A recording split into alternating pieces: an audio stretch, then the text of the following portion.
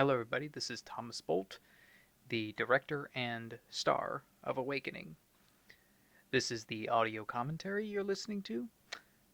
Hope you enjoy gaining some insight into the production and thought process behind this short film. And as always, thanks for watching. So here we have the original Thunderbolt Films logo. Well, actually, it's not the original, but it was the first 3D version I ever did. This, I think, dates all the way back to 2013 or 2014. I almost wish I did a 10-year anniversary graphic one. I tried to make another graphic, or to make another intro, but I couldn't get one together in time. That's the downsides of... That's one of the realities of independent filmmaking when you're solo. So here, the introduction. This introduction was I lifted from a guy named Forrest Whaley, Forest Fire 101, and he made a movie called Zombie Universe 2, and this introduction with the flashbacks and Michael waking up in his bed is similar to Zombie Universe 2, except that movie was a comedy, and this is a drama. So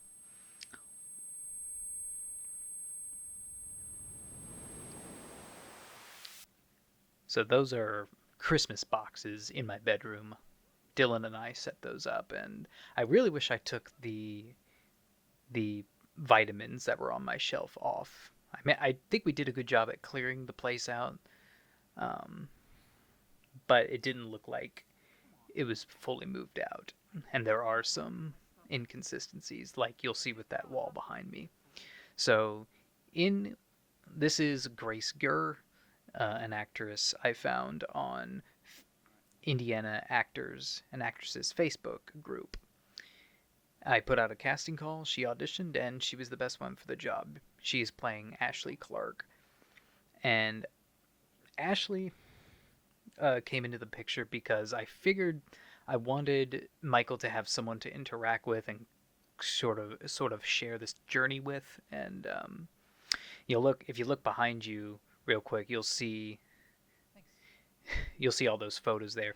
I forgot to take them down. I actually tried to digitally remove them, but they just never looked right, or you could always see it cut out. Well, actually, right there, it's a bit of a continuity issue. So, unfortunately, I think those are the only shots where it looked good. So, if I had to do it over again, I would have probably just left it out. So, or I would have either taken the stuff off the wall or just left it as it was in the edit. So, I don't want to talk about Mom and Dad. Good, neither do I. This scene, the dialogue with this scene was a little difficult, and that's a superimposed shot, so a little callback to the first Awakening. And you see the wall is decorated again.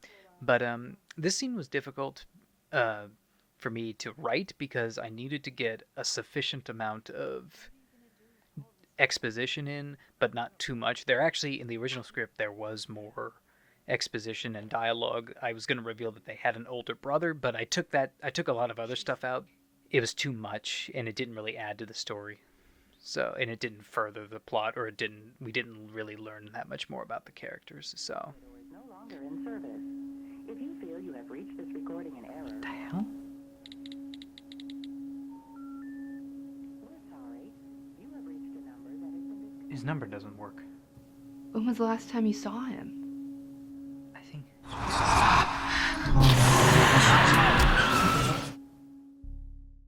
I tried to go easy with the flashbacks because I didn't want to overdo it because it would just get old after a while. Like, say, hey, remember this, remember this, remember this, you know.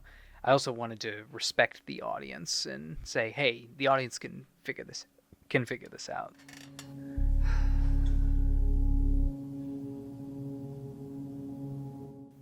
So the apartment shots are actually just a shot of, well, an apartment building from another side, from somewhere else, and I sort of retouched them up and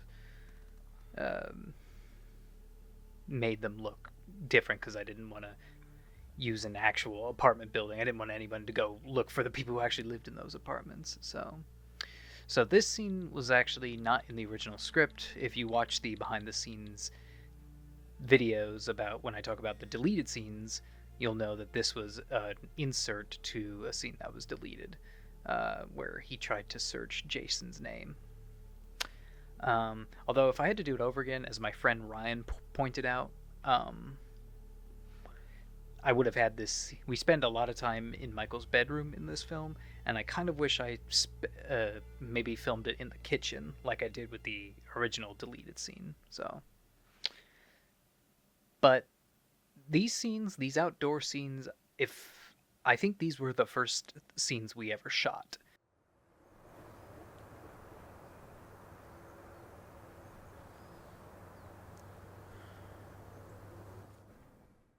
And this is the same, if you know, this is the same alleyway that the first Awaken took place in, or started off in. This is where Michael mugged mugged the guy. Although that mural that's behind him on the left didn't exist when we originally filmed that scene way back in 2019. So that was put there in the interim. So, and it's very beautiful. So, so I'll talk a little bit about the thought process behind it. I never thought I would make a sequel to Awaken, but actually my friend Gabe Turner, who is credited in this film, I want to credit him here for giving me the idea. He planted the seed for me to do like a follow-up series of some kind. So, and I got to thinking about it. It's like, well, what if the Jason that you see right now, played by Dylan Listener, who was my cameraman in this also, but what if he was not the original Jason as he was in Awaken? Or what if he wasn't the real Jason, I should say. And pretty much after that, the story wrote itself, and that seemed very interesting to me, and kind of see how comas and trauma like that can mess up our minds. And in the case with Jake Goldfarb here, who was originally the cop in the first Awaken, this was sort of another element. I was like, wait, he sees their faces, but this isn't the real him. Or he knows their faces, but he's not who they think he is. Or God, they're not who he thinks he is.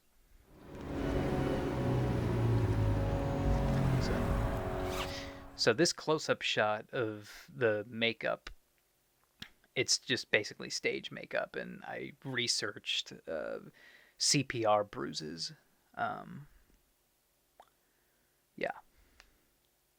And it's a close-up. We didn't do it live on the set.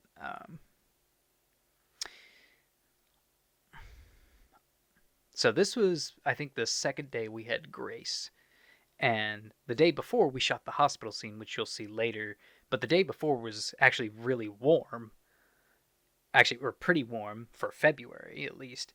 And this day that you're watching now was bitterly cold and windy, if you can see by Farb's hair. Although that was the one thing. Farb actually did actually trimmed his beard, and I kind of wish he didn't, because I wanted him to look different than how he did in Awaken. So, to where you wouldn't immediately tell that it was the same guy, but it is what it is, so it still works. So, and we shot this quick scene at the same time we shot the very last shot of the film, where he's going off and rides off into the distance, essentially, but we'll get to that. This is a cool shot. So the tripod is actually on a couple of furniture sliders, or 3 furniture sliders, and Dylan is operating the camera, pulling it back. And so these are all these shots are all day for night, with black contractor garbage bags all over the windows, and I'm still shocked with how well they worked. And I'll tell you about another mistake. If you look at the coffee mugs behind me, they're gonna switch right after Grace leaves the kitchen. Look, I'm gonna go take a shower, okay? So drink your water and get some rest. I think I have a choice. Hey, have you seen that tote bag with Mom's old photo albums? They're in the back of my car, if you don't mind. You actually want those? I have some good memories of childhood. Don't you? I don't know. I never looked at them. I wish I spent a little more time developing the characters in the script. There it is. You can see the wall. The mugs are now off the shelves. I think this was a different day. The time when I'm looking through the photos here. Those were a different day. We didn't have Grace this day. So these photos are actually of me and my real sister, who not to I won't give too much details about her, but my real sister actually does not look anything like Grace, or Grace doesn't look anything like her. So, but these photos, it's we were like 3-4 years old, so you can kind of get away with that. So but yeah, she doesn't look Grace doesn't look anything like my real sister. So.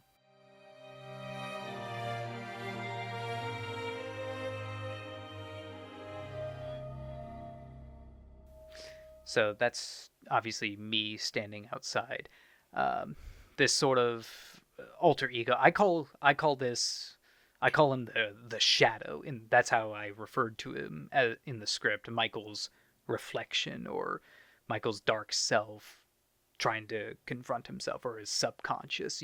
You can interpret it the way you want. So in that shot, you could kind of see the reflection of the garbage bag. So.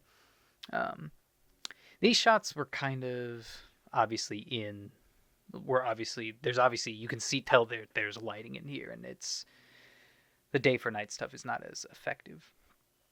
I do really like these shots when he's in the middle of the road. So I think there's actually a light misty rain on here. So, and you can see there's like digital morphing there. Although I think that was warp stabilizer, but I wanted to kind of do some sort of surreal, dreamlike stuff here. Like you can tell with this shot, yeah. So, not the most convincing, but it is a dream, so you can kind of get away with it not looking super realistic. I kind of wish I just did a little bit more surreal stuff, like make it like balls to the wall, like, oh man, you're confused and a lot of stuff doesn't connect here. And this, when I'm struggling to walk or get up, um, that's sort of like if you ever have dreams where you can't really where you can't really run, you're just kind of like stuck in you're almost paralyzed, you can't run, and that's always effective. I kind of wish maybe I could have executed a little bit more. This shot where I fall out of bed, I had to actually redo twice because I think a cord was in the shot. So Are you all right? I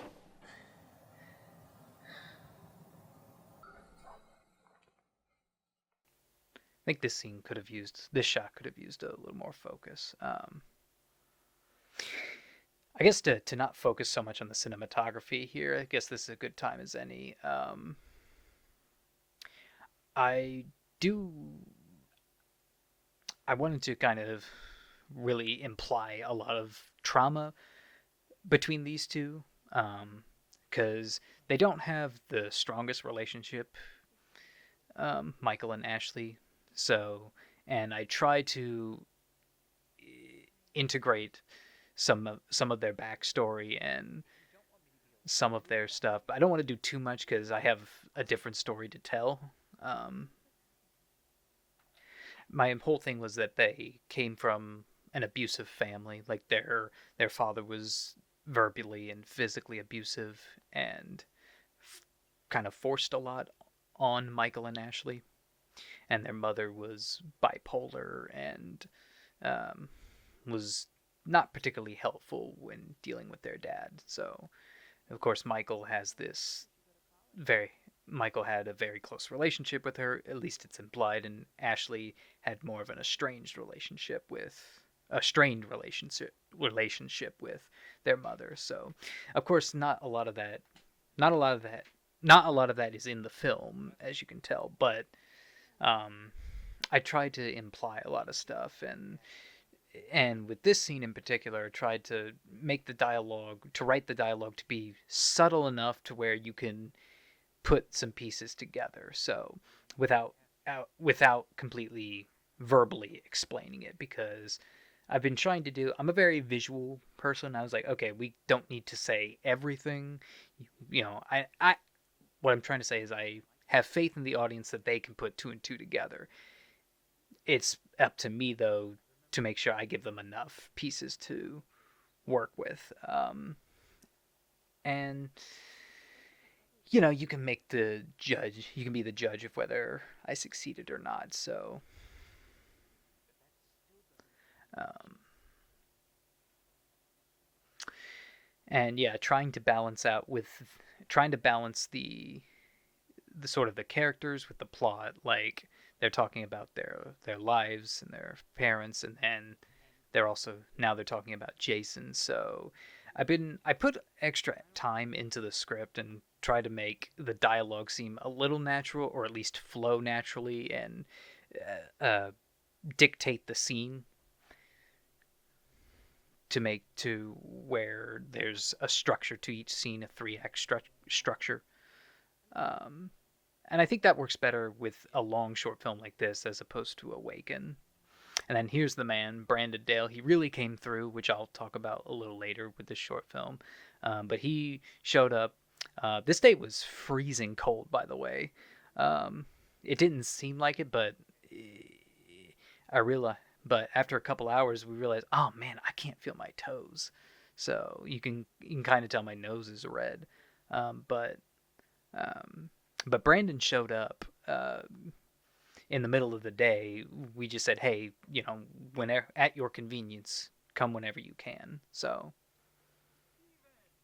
and he did, and he was a real pro on this. So, uh, that shot's out of focus. Yeah, yeah. There's some of this film, I have to admit, does feel a bit rushed, and I wish I could have spent a little bit more time on it, on just perfecting it, making sure everything's good. So, also when he when he jostles the fishing pole, there's some Foley work there. So you hear that little.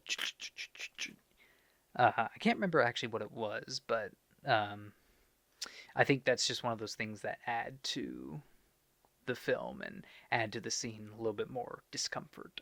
Um, so this is Susanna Briscoe. Originally, Dr. Peterson was meant to be a man, but she and a couple other women actually approached me saying that, hey, could Dr. Peterson be a woman? And I couldn't really think of a reason why not. And I auditioned a number of people, and who were middle aged, and she came up, and yeah, she was the best. And though I wish I'd one thing I've been saying throughout revisiting this film, doing these behind the scenes videos, is I wish I spent more time directing. This film didn't really come out the way I had hoped. Um, I mean, it almost never does. I mean, as an artist, you have to, especially a filmmaker, you have to compromise. But I really think I could have uh, done a little bit more, at least in terms of the quality. I think this was a good step forward for me as a writer, as a screenwriter, but it, it also put my desire to be a director in question. So that's something I'm gonna have to be exploring. But I'll talk about that. I might make my own separate video discussing that later. So, but this location, for those of you who have followed me for a number of years now, a long time now actually, will recognize this place from an old Star Wars fan film I did way back in 2014. This is where one of two lightsaber fights happened. This room, this exact location at the local recreation center in my hometown. Um, Except this time I had to pay. They don't really, they don't give in high school. They said, oh yeah, you can film here, because that's what it was. It was a high school project, but um, yeah, this time you had to pay for it. I wanted to film this scene in an actual nursing lab where they do like simulations of traumas and everything, or patient simulations, I guess they're called. Um, but unfortunately, the budget, the cost of that would have been way too expensive, and I just couldn't justify it for one scene of one day of filming.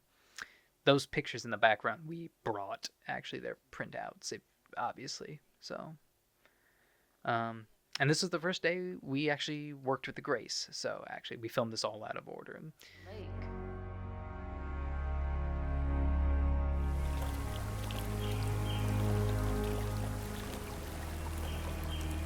Hey, hey, stop it! Hey! So yeah, this is where it all comes to a head, where he finally figures it all out. I do wish I spent. I do wish we could have gotten a slightly better location, because you can tell that the color temperature in this room. I tried to color correct, which I tried to fix in post, but it didn't really work. But it wasn't the best location. So this is an actual hospital parking lot, as you can tell. But this shot right here was not in the same parking lot. It was a completely different location. And if you look behind her, you can tell it's snowing. Um, we actually filmed. There's actually another take that we did of her running through the hospital parking lot where it's pouring down snow. And that's a photo of me and Ryan Long, my oldest friend. Good man.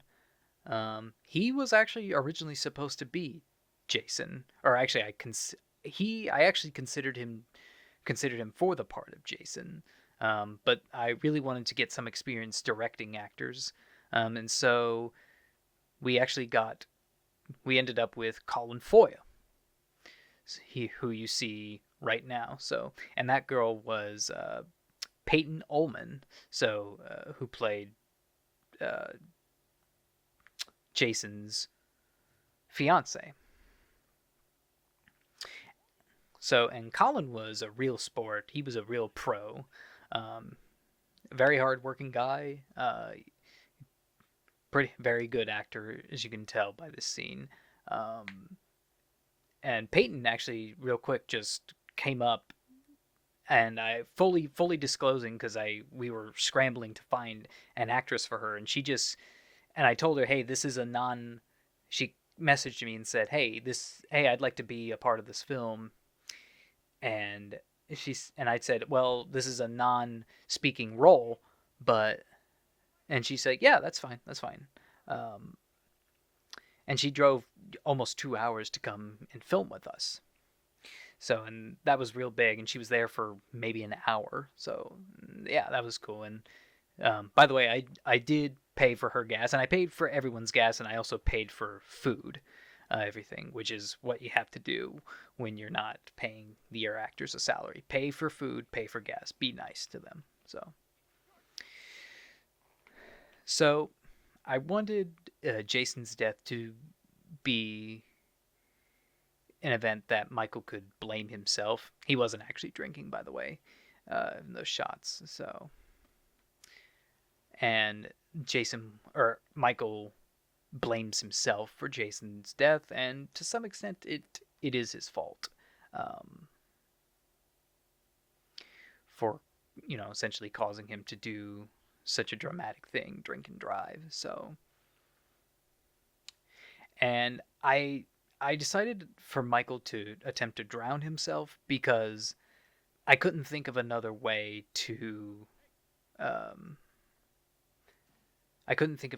for him to actually attempt suicide without. I couldn't think of another way for him to attempt suicide. I couldn't think of another way to attempt suicide that wouldn't be so obvious initially. That building on the left there, that's not actually there in real life. That was photoshopped. So, and so is this shot of the apartment, last of all. So this is sort of my dramatic moment. And Yeah, needless to say, I'm not a dramatic actor, and this is going to be the last time I ever act as the main character. So, and I really actually my angle is actually reshot. Originally, we shot it with two cameras, one simultaneously, one shot on her, one shot on me. Um, and my theory was is that okay, well, because sometimes if you if sometimes when you're getting emotional, you don't want to look at somebody, but then they ask you to, but then they say look at you, and then you start to break. My theory was okay, maybe I could do that as an actor because I don't really know how to fake cry, and maybe it could work, but I don't know. I just don't have the technique here. Grace does have the technique, so she actually is a trained actor. She studied acting in university. Um, I don't. I think I'm not really sure how much I could have done a better job. I don't know if I could have done a better job with this. That lamp, by the way, is not actually on. It's a little LED light with set to a yellow color. And I think it worked really well. So that shot's also out of focus. I think Grace and I did have good chemistry together, and I hope one day I'd be able to work with her again someday.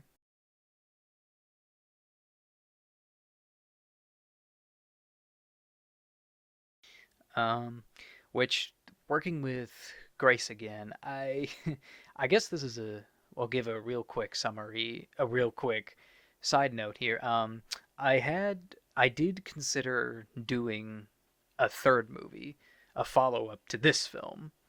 Um, and I had like a brief outline.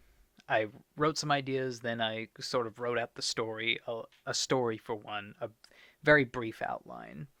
Um, but at the end, ultimately, I decided, well, just because I can do a third one doesn't mean I should. So, um, maybe I'll talk about that later down the line in some other video. But yeah, I don't. Other than that, I don't have plans to do a third one. And now we're on to the climax. I didn't really touch on this in the behind the scenes videos because it's hard to remember exactly what the thought process was behind this. Other than obviously, I'm heavily implying sleep paralysis, and here's the big reveal that the shadow was actually Michael. Although it should be noted that this reveal was also in the First Awaken. Um, so I guess that's one criticism you could levy against it. It's that well, it's just kind of repeating the same thing. So, and it was also kind of cold when we shot these scenes. These were actually behind Dylan's parents' house. They live on a nice big property with fields. Excuse me, and we actually tried to shoot another Star Wars fan film there as well years and years ago. And then here's the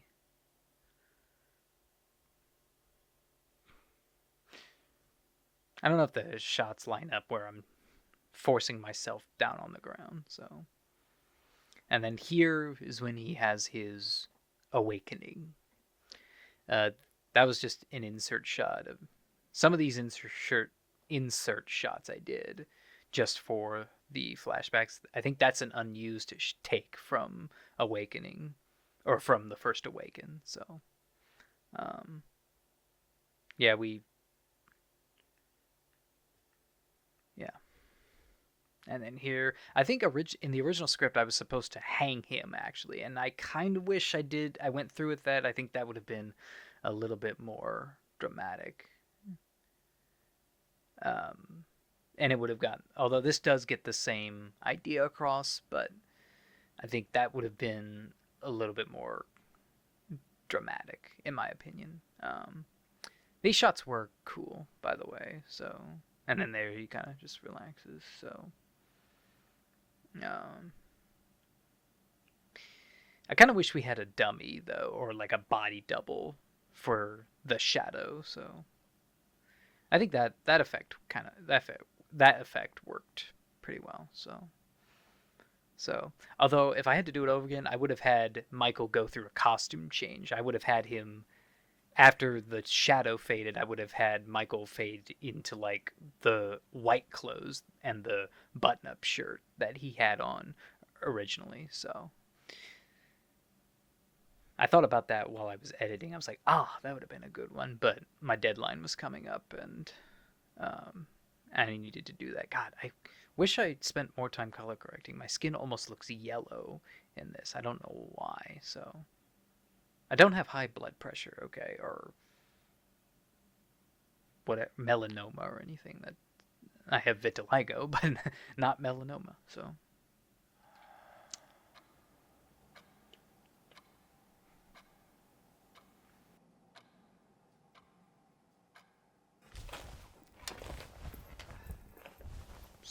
and this was the last day. I think this was some of the last stuff we filmed with Grace. And I think I reshot my angle here. Or, maybe I just shot it separately because we were running out of time with Grace. So, that was kind of an awkward hug because, we just filmed. We were, we were professional. I can't give Grace enough credit here. She was very professional and everything. So, to what we were doing, and could not have been a better sport. And she really was, pun intended, the saving grace of this film. This was originally supposed to be a tombstone, but I couldn't get one made in time, and I couldn't get a prop one. So, and this is also in front of Dylan's parents' house. We they didn't actually know we were doing this, so we just filmed next to the road where Jason had supposedly died in the film.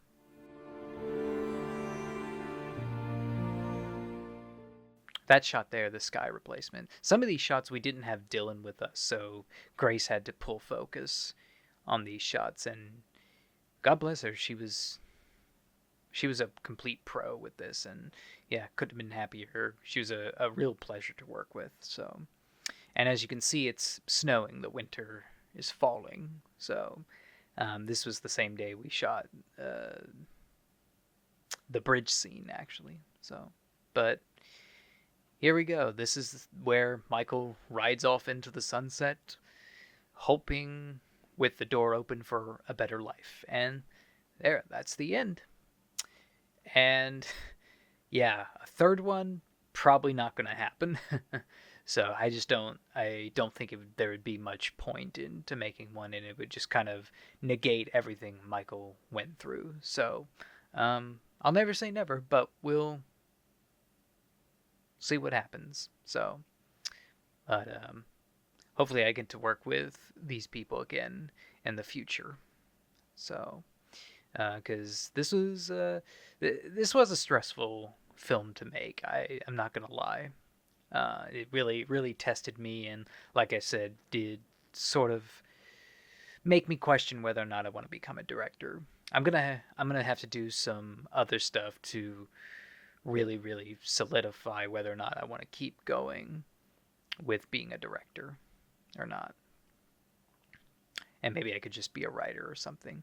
But yeah, special thanks to Tammy and Lonnie Listener, Dylan's parents, Franklin Arts and Recreation Center, Gabe Turner for planting the seed of my idea, Ryan Long, and Austin Schmidt, who was a collaborator on this before he had passed away. So, but yes, that is it. Thank you all so much for listening to the audio commentary of Awakening. And if you haven't seen the film, well, check it out in the description.